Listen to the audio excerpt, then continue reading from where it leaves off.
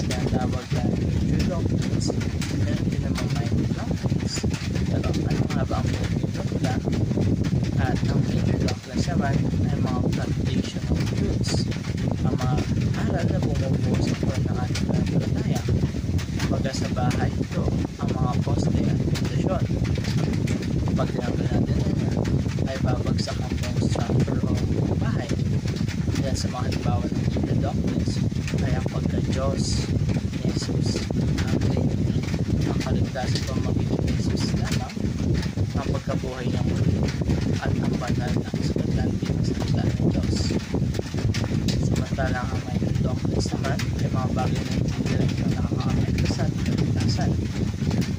Halimbawa nito ay gaano kadalas mag-Lord's Supper na selling music sa worship, o pre-trib or post-trib ang rapture, at pa. Tayo na maka-interest ng usapan, pero hindi siya dapat pagmulan ng bangayan o pagkakahiwalay ng mga Kristiyano. Minsan sa katilan ng sobrang ng diskusyon tungkol sa mga minor issues, makalimutan natin mas mahalaga ang pagkakaisa sa major truths. Kaya ang pananasabi ng dito na natin ngayong araw ay para sa atin Christians na rin. Mga Christians must be active with the major doctrines. Dapat natin paglaban, igan, pag-aralan ng mabuti ang mga pangkain aral sa Biblia. Kasi ito ang saligan ng ating pananampalataya at kanyang pagpapalitan sa major doctrines. Maaaring magulo o mag-draw direction ng ating spiritual life. The right Christians must be rented in the minor doctrines. Hindi lahat ng issue ay dapat pag-awayan. May mga bagay na pwede tayo pagtutukin. Nakaiba ang ating pagalaw at ito ay ayos lamang at dito na kasagabay sa atin para tayo pag-imbitahan ng lahat basta para tayo iniwala sa core ng gospel. At ito ay Christians must be loving and respectful at all times with no compromise in the major doctrines.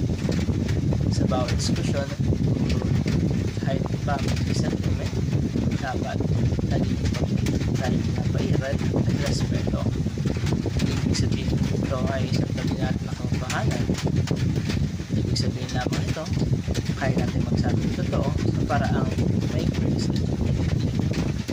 At para naman sa ating application ngayong araw, unang-una, prioritize studying major doctrines over minor. Unahin natin basahin ito. Mga topic may kinalaman sa identity ng Jesus, sa plan ng kaligtasan, sa gawain ng Holy Spirit, at sa kung paano may Kristiyano. Hindi masamang pag-aralan ng mga minor doctrines, pero huwag natin ilagay sa parehong plan. Dalawa ay embrace unity by accepting our minor differences.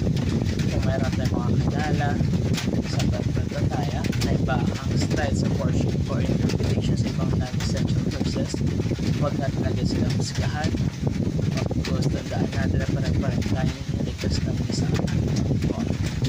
At ito tatapos ang devotion. Maraming salamat.